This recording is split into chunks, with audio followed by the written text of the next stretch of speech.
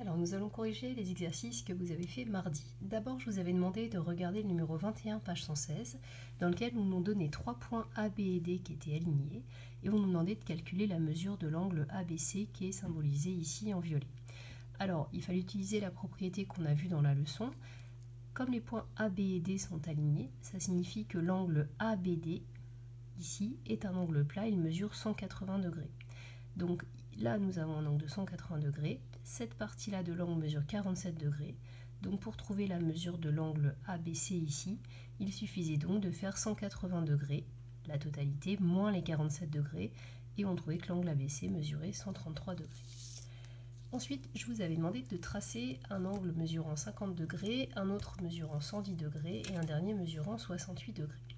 Alors, du coup, pour notre angle qui mesure 50 degrés, vous ne voulez peut-être pas le faire dans le même sens que moi, l'essentiel c'est que mon angle et le vôtre soient bien superposables, et quand vous allez faire la correction, vous allez vous poser votre rapporteur sur l'angle, comme moi je vais le faire à la fin, pour vérifier que vous obtenez bien la même chose.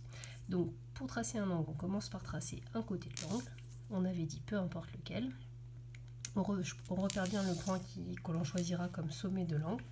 Ensuite, on vient positionner notre rapporteur, le centre du rapporteur sur le sommet de l'angle.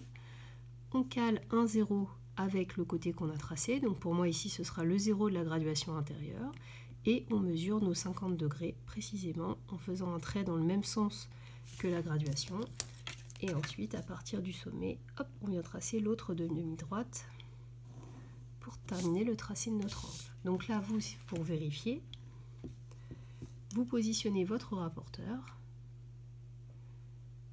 bien le sommet sur le centre de votre angle, un 0 ici, et vous devez bien obtenir la gradation 50, et on vérifie, on a bien ici un angle qui est un angle aigu, donc c'est cohérent avec les 50 degrés. Le deuxième angle doit mesurer 110 degrés. Pareil, on va tracer un côté de l'angle, je vais décider par exemple que le centre sera ici, le sommet de l'angle pardon sera ici, je positionne mon rapporteur, je mets bien le 0 sur le côté, je lis la graduation intérieure et je vais aller jusqu'à 110 degrés ici. Je trace le deuxième côté et on voit qu'on obtient bien un angle aigu. Donc encore une fois, vous l'avez peut-être aussi, on aurait pu le tracer à partir de l'autre sommet, de l'autre côté, pardon, ici, dans ce cas-là, vous avez peut-être vous tracé en graduation extérieure, on retrouve dans les deux sens, de toute façon, bien sûr, la même mesure, c'est-à-dire nos 110 degrés.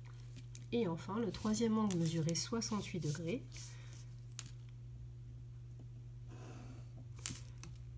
Hop, donc là par exemple le sommet ici, même chose, le centre du rapporteur sur le sommet de l'angle, on aligne un des zéros, donc là ça va être celui de la graduation extérieure, et là je vais bien jusqu'à précisément 68 degrés. Je vérifie que c'est cohérent, j'ai bien un angle aigu, ce qui est cohérent avec la mesure qu'on m'avait demandé.